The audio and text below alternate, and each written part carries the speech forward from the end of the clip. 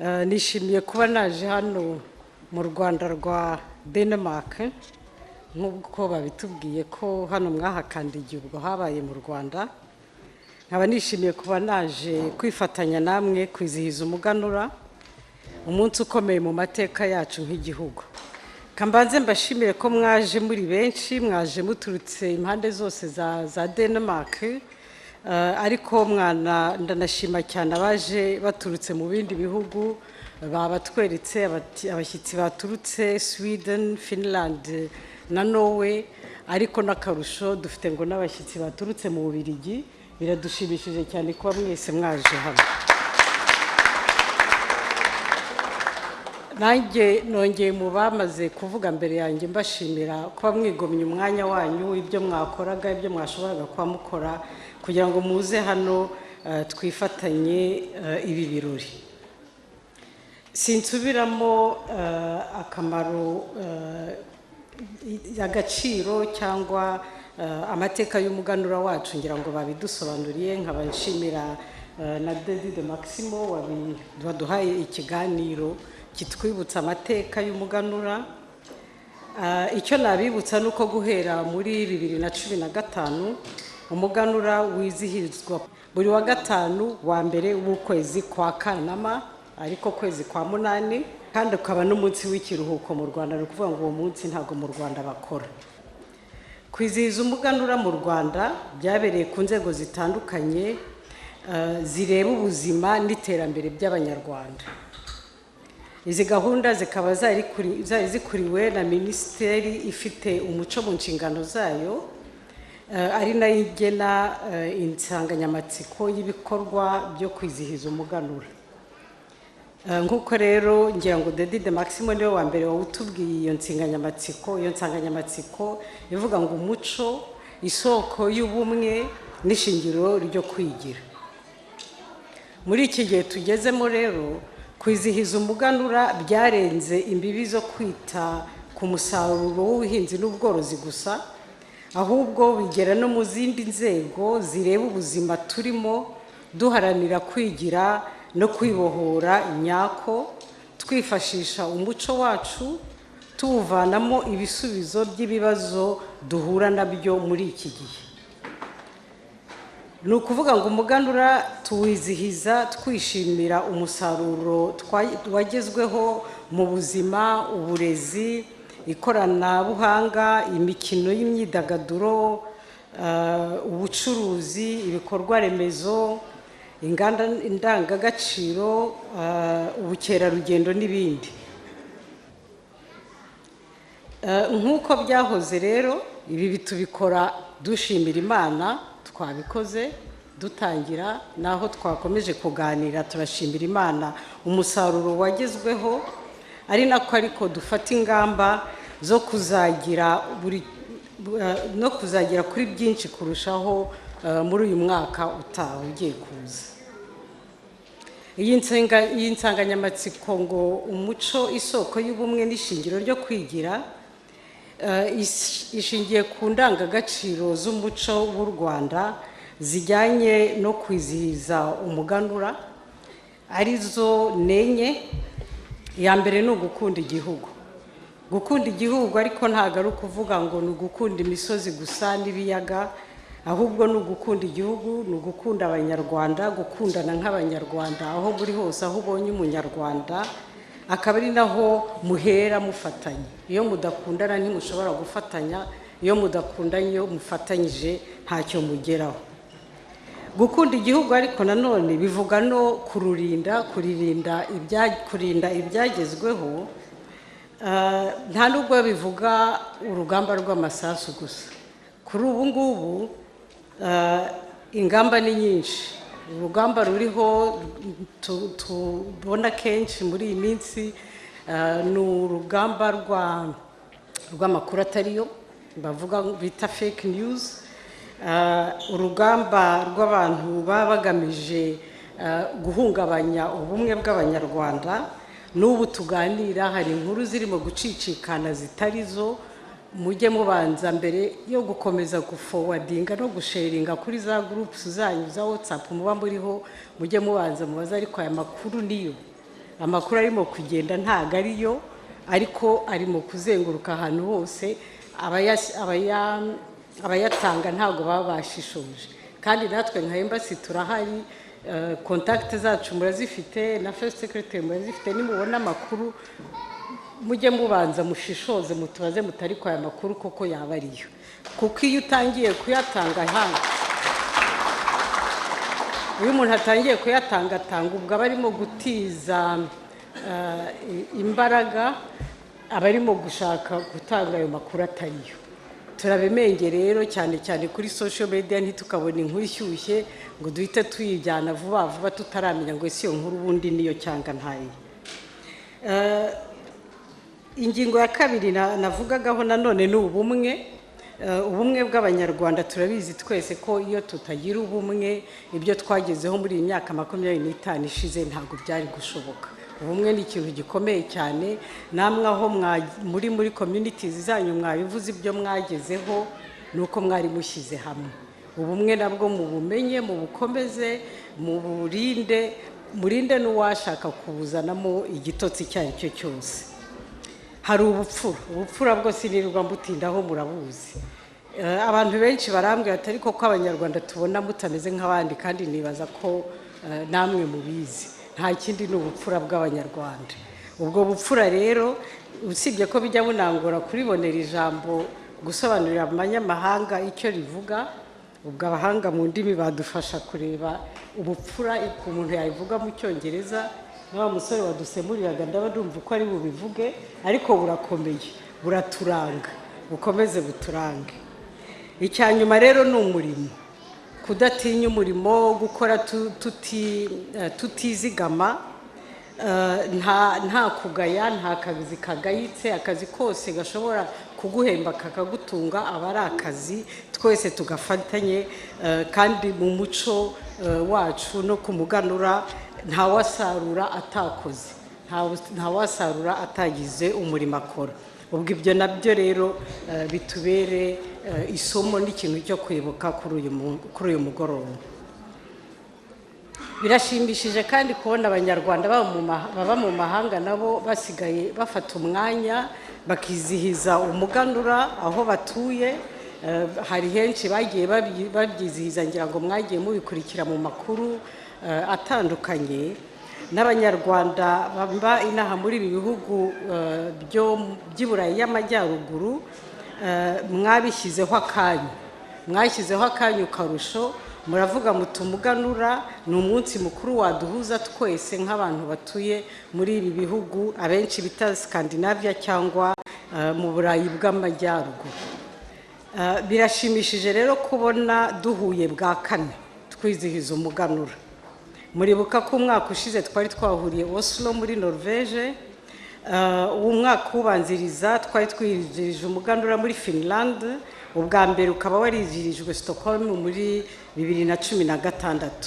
Ndashimira cyane kandi abagiye bagaragara aho hose. Hari abunzi ko uko iyo miganura aho yagiye ibera bose bagiye baza, nkaba nabo mbibashimiye, nkaba mbakangurira no kusobanurira abandi. Ngira ngo n'abataza n'abatabishyiramo imbaraga zo kuza nuko batarasobanukirwa agaciro n'uburemere umuganura ufite.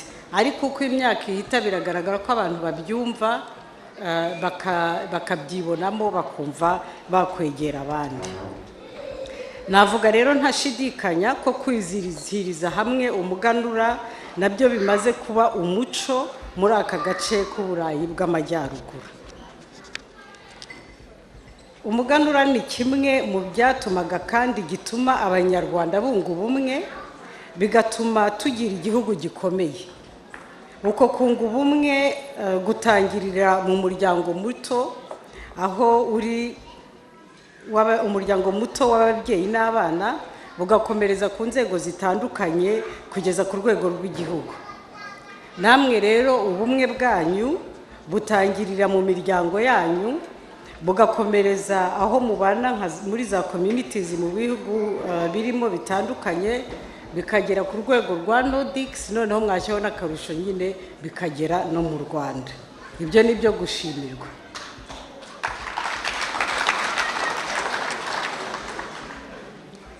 nongere mbibutse noneho umunsi wo kwizihiza umuganura nk'abanyarwanda baba mu mahanga ni umwanya ukomeye kubera iki kugira ngo wenda namwe mujye mushobora no gusobanurira abandi ndababwira wenda impamvu nk'ebyiri cyangwa eshatu. Icya mbere ni umwanya wo kwibuka umuco wacu no kuwuha agaciro. Umuco uba ukubiye mu ndangagaciro, ururimi, ubuhanzi, imihango itandukanye n'ibindi, bikaba bishimishije ko kugeza ubu twagiye tubona abantu batwereka badusogongeza kuri uwo muco wacu bakawereka nabo turi kumwe batari bawuzi. Icya kabiri kandi ni umwanya wo gusigasira umuco w'u Rwanda.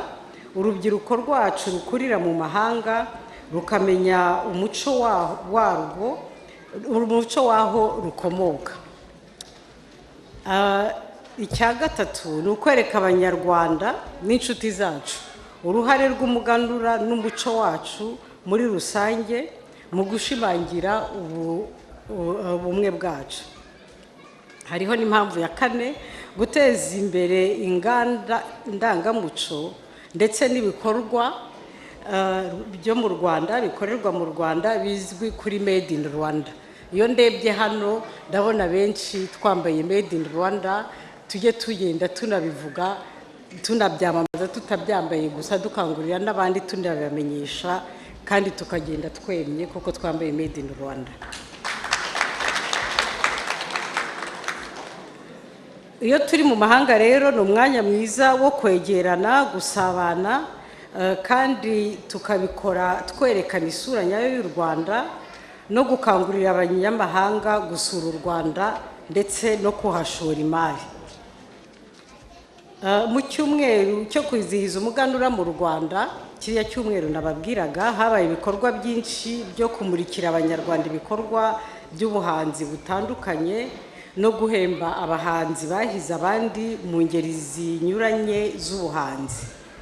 Ibi bikaba byari bigamije kuzamura ireme ry'ibihangano nyarwanda, kuzamura ubukungu bw'igihugu, guteza imbere Made in Rwanda nababwiraga haruguru, ndetse n'ubukerarugendo bushingiye ku muco.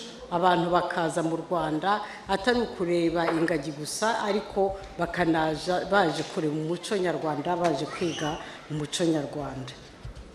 Nkaba mbonye umwanya yo gushimira abayobozi banyu ba communities zanyu batugejejeho ibyo mumaze kugeraho n'ibyo muteganya kugeraho, n'uruhare mwagira nk'abanyarwanda baba mu mahanga mu guteza imbere u Rwanda rwacu. Nongeho ariko ko no mu bafite abana bafite impano zidasanzwe, bafite impano zitandukanye, kandi turabafite muri ibi bihugu byanyu aho mutuye, nabo murebe mubegere, cyangwa natwe mutwegere turebere hamwe uburyo nabyo byagirira u Rwanda akamaro.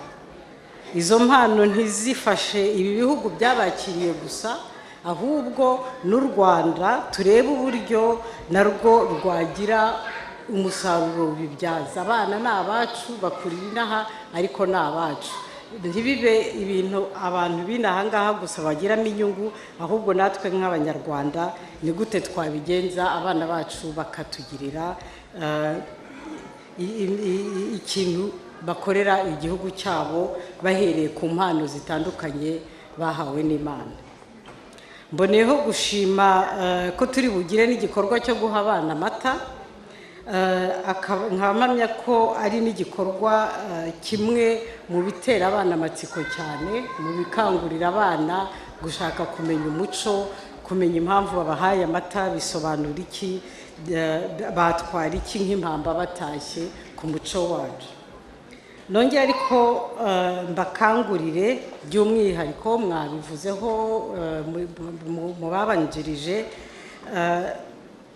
kwita ku rubyiruko. Urubyiruko murwiteho, urubyiruko ni rwo Rwanda rw'ejo. Urubyiruko rwacu ruri inaha nitutarwitaho ruzaducika, ariko ruzaducika igihe gitoya, kuko iyo bakuze basubira inyuma bakabaza ababyeyi ngo kuki mutaduhaye umuco wacu, kuki mutatwigishije ururimi.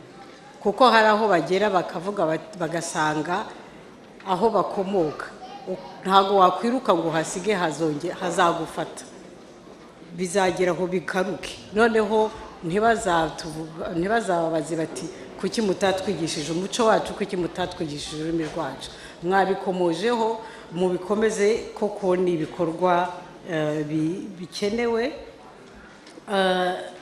natwe nka ambasade niba hari inkunga mukeneye twakora ibishoboye ngo tubafashemo kugira ngo urwo rubyiruko turwegere nabonye dufite urubyiruko rufite ubushake n'ubushobozi hari ba Christelle ba Nelly ba Chelsea hari abahoze baririmba tubegere be gucika intege tubegere ahubwo tubatera imbaraga ku buryo bakomeza aho bari bageze ubushake bafite koko bukomeze ndabibasabye rwose aba bana twabonye hano uru rubyiruko twabonye bafite imbaraga ntiziducike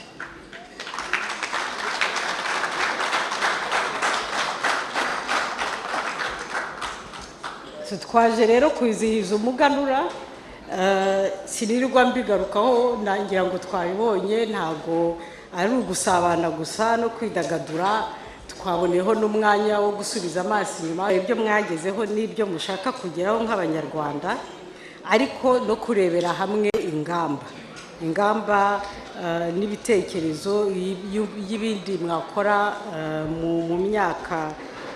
mu mwaka utaha no mu bihe biri imbere atari kugenda buri mwaka ubu ni ugukora gahunda kugira viziyo y'igihe kirekire ubwo na communities zanyu aho muri mwicare mugire viziyo atari ukuvuga ngo ni kuva ku muganura umwe tujya ku wundi ahubwo mugire gahunda z'igihe kirekire nkunda rero kubibabwira ariko ndabisubiramo umusanzu wa buri wese urakenewe kandi ndabizi ko nimushyira hamwe nk'uko mwagiye mubigaragaza muzaba mubishoboye muzagera kuri byinshi hariho abajya babinyumva nabi iyo mvuze ngo umusanzu urakenewe cyangwa iki ngo ndi kubabwira ngo nibatahe ntabwo buri wese ari ngombwa ko ataha ni icyemezo cya buri muntu yifatira ariko aho ujye uhoza u Rwanda ku mutima nicyo dukeneye ko buri wese aho ari aba afite u Rwanda ku mutima nk'urugero aho mukora abo mukorana yego wenda barabizi ko muva mu Rwanda mwarabatumiye kuhasura hari umumama uherutse kumbwira ngo azajya mu Rwanda muri Desemba ajyanye n'abantu 50 bagiye gusura u Rwanda byavuye hehe umwana we aho akina umupira w'amaguru abwiye abandi bana ati muzaze nge kubereka u Rwanda ikipe yose izagenda n'ababyeyi n'abanyirakuru n'abasekuru bose barishimiye cyane urwo rero n'urugero mbaha rwo kugira ngo mvuge ngo iyo mufite umutima iyo ufite u Rwanda ku mutima ntabwo bisaba imbaraga nyinshi ni ukuvuga uti ngenda mvuga u Rwanda ugatumira abantu nturubabwire gusa ariko ukababwira ngo visit Rwanda niyo mpamvu na brand yacu ari visit Rwanda aho uri hose bwira umuntu uti u Rwanda wumva ngwino jye ko hakwereka mubafashe basura igihugu ibaze nka buri wese uri hano agiye ajyana nk'abantu byibuze batanda mu gusura u Rwanda ni ibintu rero mushobora gukora kandi byoroshye nganisha ku musozo rero ndashaka gushimira ndatangira nshimira cyane abateguye iki gikorwa cyaduhurije hano hari abo tureba bacicikana hari n'abo tuba tutareba bari mu bikari hari n'ababa baratangiye kera bamaze amezi babitegura bose ndabashimiye cyane ndabasaba rwose ngo mubahe amashyi abashyizeho imbaraga zo gutegura iki gikorwa cyateguye ku bufatanye hagati y'abatuye Shetland n'abatuye Uland nubwo bategeranye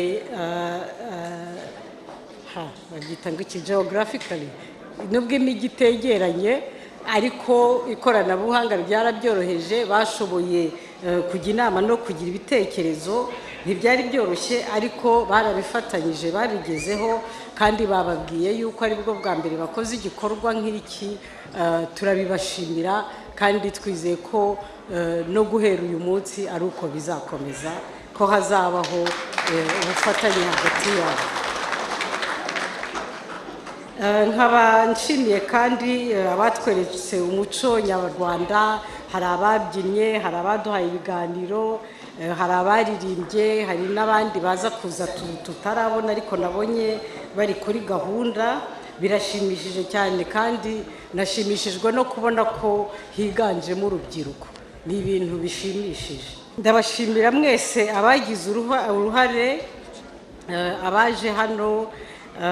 Birerekana ko nk'abanyarwanda muri Nordic mushyira hamwe, kandi ko iki gikorwa mwakigize icyanyu, mwagishyize ku mutima, mukagishyiramo imbaraga. Iki gikorwa kirabafasha kwegerana kurushaho, kubaka ubumwe bwanyu, kikababera isoko y'ubumwe aho muri hose. Ndashimira kandi by'umwihariko umuhanzi Jules Sentore, sinzi niba yamaze kugera hano, waturutse mu Rwanda aje kudususurutsa, ndetse na DJ Flora nawe nahoze mubona. Turabashimira nabo gahunda baza kutugezaho nyuma. Sinarangiza ariko ntabibukije n'indi gahunda ikomeye, indi gahunda dutegereje twese, dutegerezanye n'amashyushyu menshi. Rwanda Day izabera i Bonn mu Budage. Rwanda Day murabizi izaba ku itariki ya 5 z'ukwezi kwa 10. Twizeye ko muzaza muri benshi, mumaze kwiyandikisha muri benshi, nimukomeze mwiyandikishe, nimubwire abandi nabo biyandikishe. Muzaze muri benshi, muzaze muri beza, muzaze mwenye, yewe twambaye made in Rwanda, tuyiri muri Visit Rwanda, tugende twakire dutaramane n'umukuru wacu.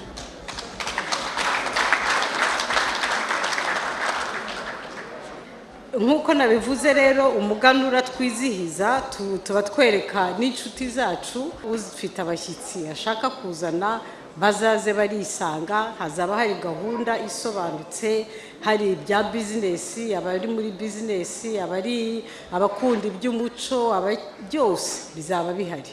So muzabatumire, nabo mubatumire, kandi muzaze muri benshi. Abo tutazongera kubonana hagati aba Sweden nibo buriya tuzabonana, kuko no mu muhanda turakubitana, ariko abandi mwese muri hano ndababwiye ngo tuzahurire i Bonn tumeze neza, duhagaze neza. Mwese niho nishimiye kuzababona. Umugoroba mwiza.